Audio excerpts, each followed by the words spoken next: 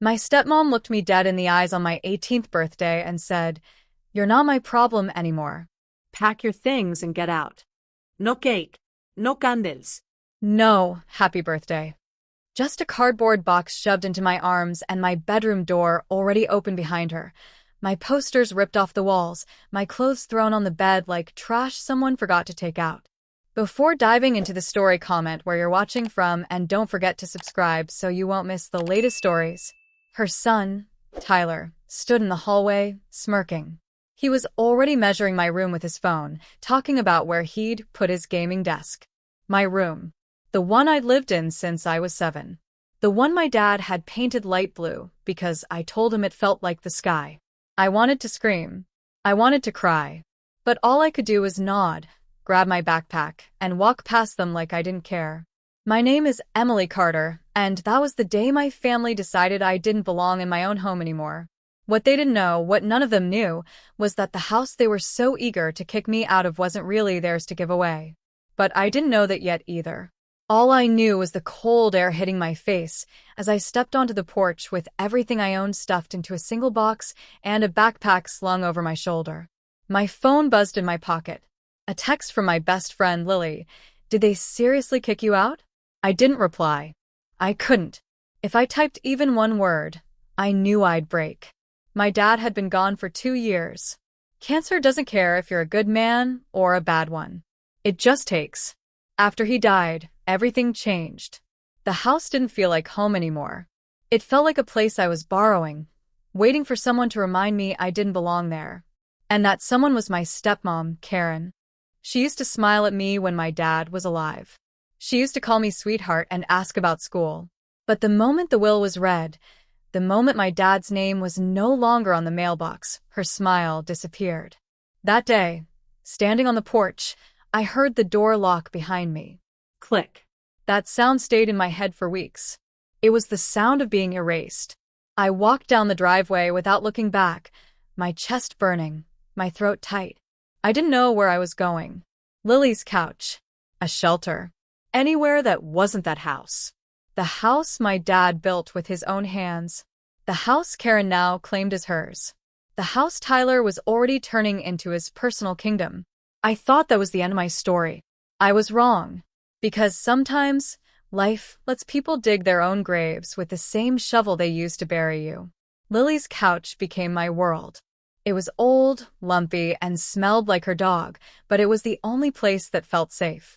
Every night, I lay there staring at the ceiling, replaying that moment on the porch over and over. Karen's cold eyes. Tyler's grin. The sound of the lock clicking behind me like a final sentence. I told myself I didn't need them. I told myself I was strong. But strength doesn't pay for food, and it doesn't make rent disappear.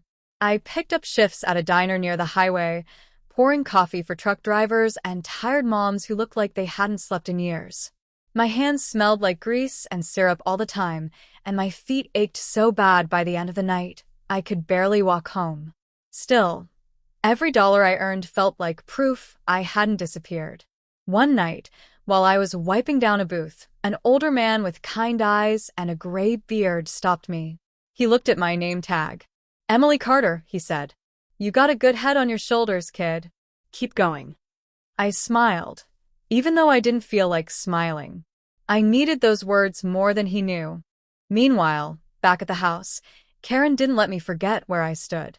She posted pictures on social media of Tyler in my old room, showing off his new LED lights, his gaming setup, his posters covering the walls my dad once painted for me.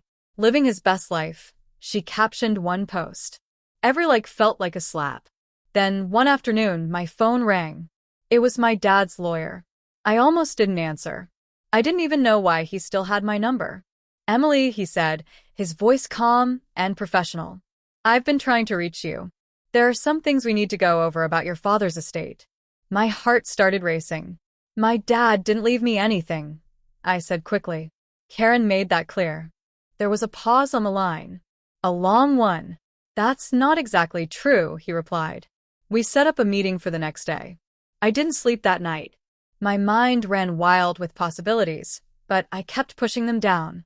Hope was dangerous. Hope hurt more when it died. The lawyer's office smelled like coffee and old paper. He sat me down and slid a folder across the desk.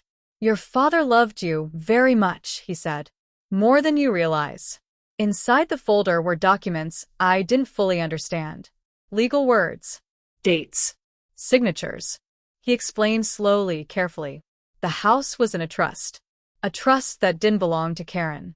A trust that didn't belong to Tyler. A trust that belonged to me. But there was a condition. I had to turn 21 for it to fully transfer into my name. 3 years. 3 years of waiting. 3 years of letting them believe they had won. I walked out of that office with my hands shaking and my heart on fire. For the first time since my dad died, I didn't feel small. I felt powerful. And they had no idea what was coming. The next 3 years felt like a test of how long a person could hold their breath without drowning. I didn't tell anyone about the trust. Not Lily. Not my coworkers. Not even my own reflection in the mirror.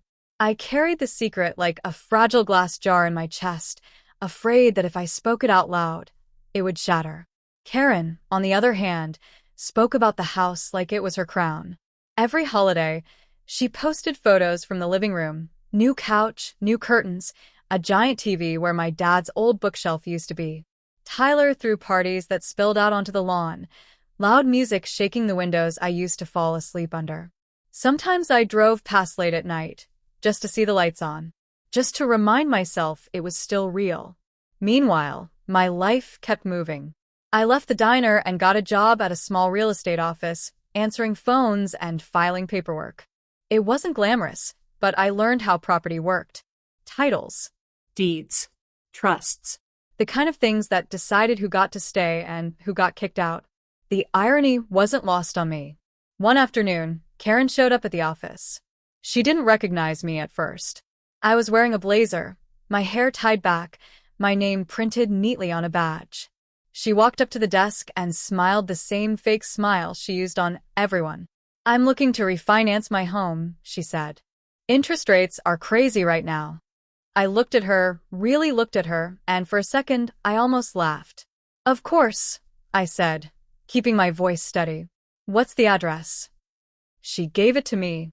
My house. I typed it into the system, my fingers cold on the keyboard. Her name popped up. Or rather, the name she thought mattered.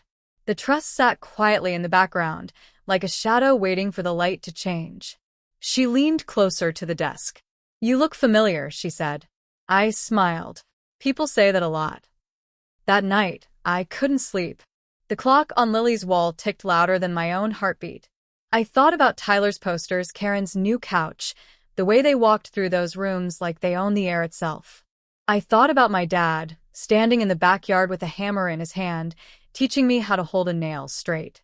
"Some things," he used to say, "are worth protecting, even if it takes a long time." The pressure built as my 21st birthday got closer. Karen started talking about selling the house, upgrading, moving somewhere better. Panic hit me for the first time. If she sold it, what would happen to the trust? Would it disappear? Would my dad's last gift to me vanish in a stack of closing papers and signatures I never got to see? I went back to the lawyer, my hands shaking. He smiled calmly. "She can't sell it," he said. "Not without you." That was the moment I stopped being afraid. That was the moment I started counting down. 3 months. 2. 1. They thought the house was their victory. They didn't realize it was my clock. And it was almost done ticking. My 21st birthday didn't come with balloons or candles. It came with a manila envelope. I picked it up from the lawyer's office with hands that felt too small to hold something this heavy. Inside were the final documents. My name, printed in clean, sharp letters. Emily Carter. Owner. Beneficiary. The word echoed in my head the whole walk back to Lily's apartment. Owner. I didn't go to the house right away. I didn't want to rush it. I wanted it to land. So I waited until the weekend, until I knew Tyler would be home and Karen would be too.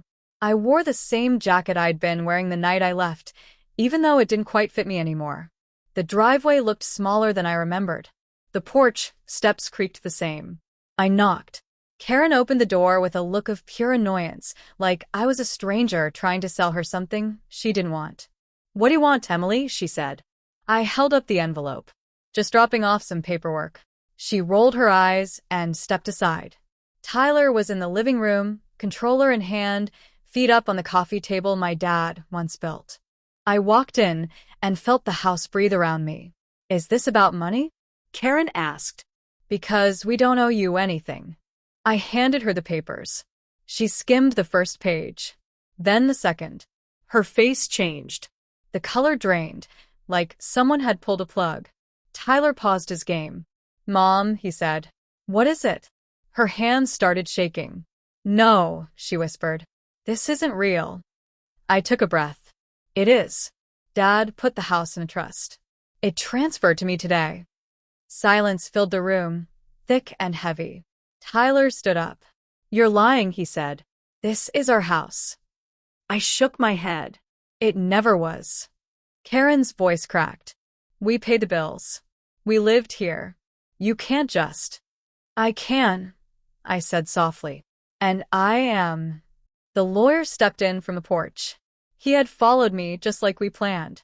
He introduced himself, calm and professional, and explained everything again. The trust. The conditions. The transfer. Karen sank onto the couch. Tyler looked at the walls, the TV, the room like it was slipping through his fingers. "What do you want?" Karen asked, her voice small now.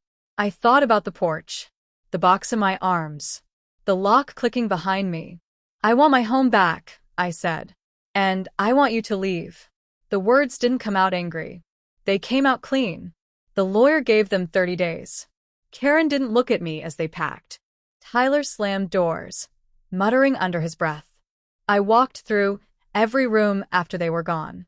My room, the living room, the backyard. For the first time in years, the house felt quiet. Not empty. Peaceful. But the story wasn't over yet. Because sometimes the hardest part of revenge isn't taking something back. It's deciding what kind of person you'll be after you do. The house didn't feel like a trophy. It felt like a memory. The first night, I slept there again.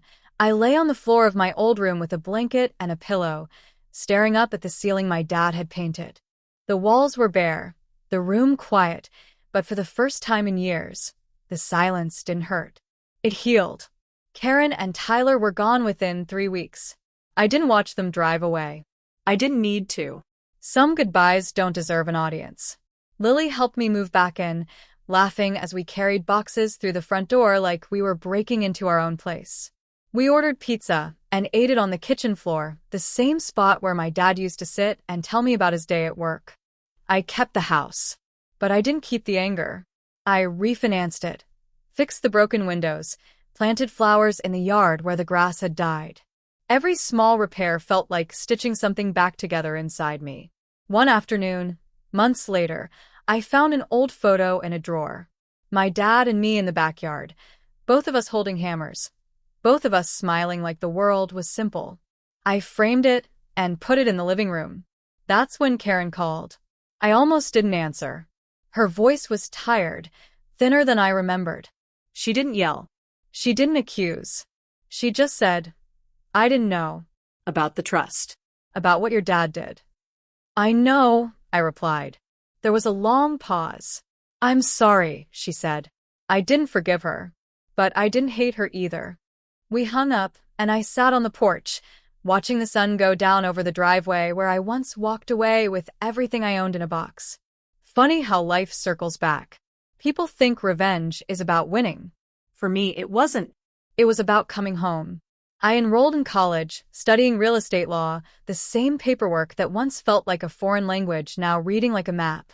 I wanted to help people protect what mattered to them, the way my dad had protected me, even after he was gone. Sometimes, when the house is quiet, I swear I can hear him. Not his voice. Just the sound of a hammer tapping a nail, steady and patient. Some things take time. Some things take trust. And some things, like a home, wait for you to be strong enough to come back and claim them. My name is Emily Carter, and this is the house they told me I'd never belong in again. But I do.